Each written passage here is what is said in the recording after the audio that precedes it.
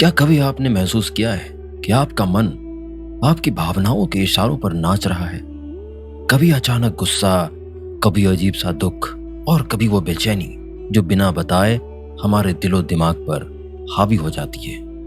यही भावनाएं कब हमारी सोच और फैसले बिगाड़ देती है, हमें अंदाजा ही नहीं होता। लेकिन सोचिए, अगर आपके पास ऐसी कोई शक्ति हो जो इन भावनाओं को आपकी मर्जी से चलाए, ना कि आप इनके भाव में बहें। थिबॉट म्योरिस की किताब मास्टर ऑफ इमोशंस हमें यही शक्ति देने की कोशिश करती है, अपने इमोशंस को काबू में रखने की और इस संतुलन से एक बेहतर जिंदगी जीने की। तो चलिए इस सफर में हम जानेंगे कि कैसे हमारी भावनाएं हमें काबू में करती हैं और कैसे हम उन्हें काबू में ला सकते हैं। अब इस वीडियो में बने रहिए, क्योंकि जो हम आगे शेयर करेंगे वो आपकी जिंदगी बदल सकता है। स्वागत है आपका द कहानीबाज पर। आज हम एक ऐसी किताब का सार साझा करेंगे जो हमारी भावनाओं को समझने और उन्हें नियंत्रित करने का तरीका बताती है। ये किताब हमें बताती है कि हमारी भावनाएं हमारी सोच का नतीजा है। जिस तरह से हम चीजों को देखते हैं, उसी तरह की भावनाएं हमारे अंदर पैदा होती है।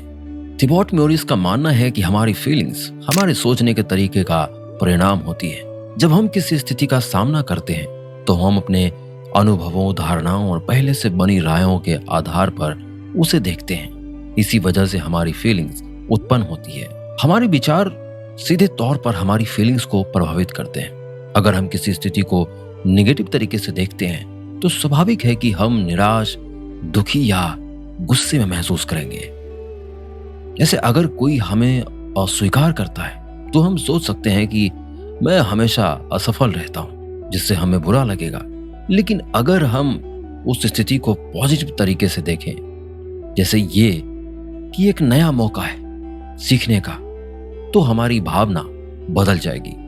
हम अक्सर दूसरों के विचारों और रायों पर ज्यादा ध्यान देते हैं। उनकी बातों से प्रभावित होकर हम अपनी आत्मसम्मान को खो देते हैं या खुद को कमतर समझने लगते हैं। ये एक नेगेटिव चक्र है जिसमें हम दूसरों की सोच को अपनी खुशी का पैमाना बना लेते हैं। म्योरिस ये सुझाव देते हैं कि हमें अपने विचारों पर ध्यान देना चाहिए और उन्हें समझाना चाहिए। आत्मनिरीक्षण के माध्यम से हम जान सकते हैं कि हमारे विचार कैसे विकसित हुए हैं।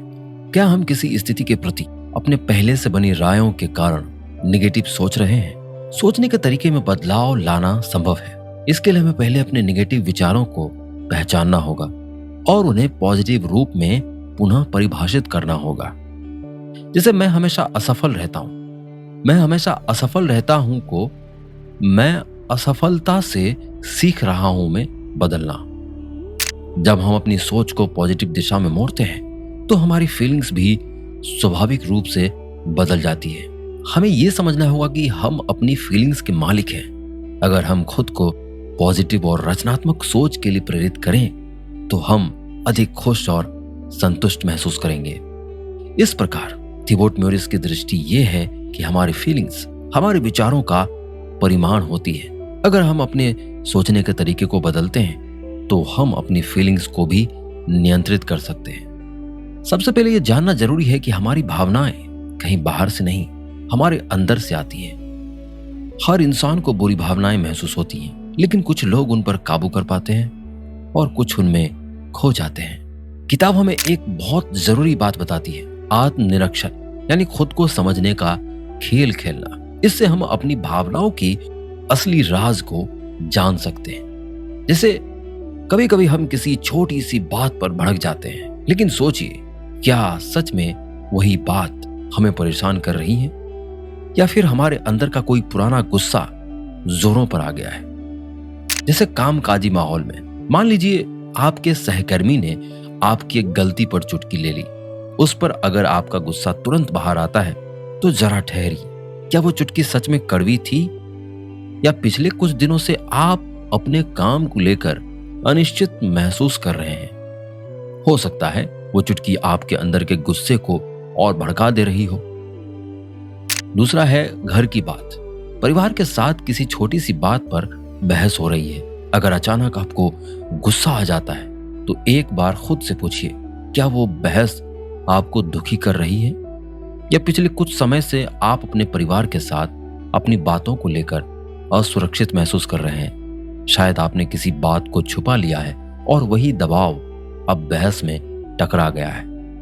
तीसरा है दोस्तों के साथ। मान लीजिए आपके दोस्त ने मजाक में कुछ कहा है और आप गुस्से में आ गए। जरा ठहरिए और सोचिए, क्या यह मजाक सच में बुरा लगा या आप अपने दोस्तों के साथ रिश्तों में कहीं ना कहीं चिंता में हैं? ऐसे पल हमें सिखाते हैं कि खुद को समझना जरूरी है।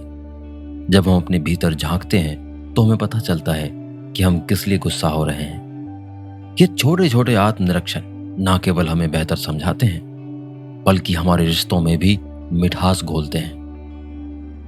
आभार की भावना एक और महत्वपूर्ण हिस्सा है। आभार की भावना, अगर हम अपनी जिंदगी में छोटी छोटी चीजों के लिए आभार व्यक्त करना सीखें तो नकारात्मक भावनाएं खुद ब खुद कम हो जाएंगी।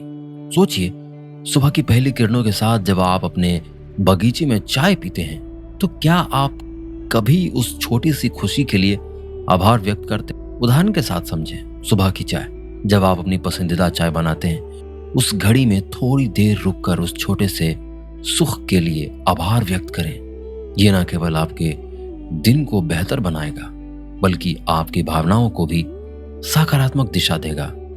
परिवार के साथ बिताया समय, अपने परिवार के साथ बिताए गए पल, वो हंसी मजाक, जब आप उन पलों को याद करते हैं और उनके लिए आभार व्यक्त करते हैं तो आपके अंदर एक सकारात्मक ऊर्जा का संचार होता है। याद रखें, भावनाएं हमारी सोच का नतीजा होती है। अगर हम सोच को सकारात्मक दिशा में ले जाएंगे तो हम अपनी भावनाओं को भी नियंत्रित कर सकते हैं। ये किताब हमें सिखाती है कि भावनाएं हमारे हाथ में है। जब हम अपने सोच के तरीके में बदलाव लाते हैं तो हम अपनी जिंदगी को एक नई दिशा दे सकते हैं। अगर आपको ये वीडियो पसंद आया हो तो कृपया लाइक करें, शेयर करें और हमारे चैनल द कहानीबाज को सब्सक्राइब करें। हमें कमेंट में बताएं कि आपकी जिंदगी में कौन सी भावनाएं हैं जिन पर आप काबू पाना चाहते हैं। धन्यवाद।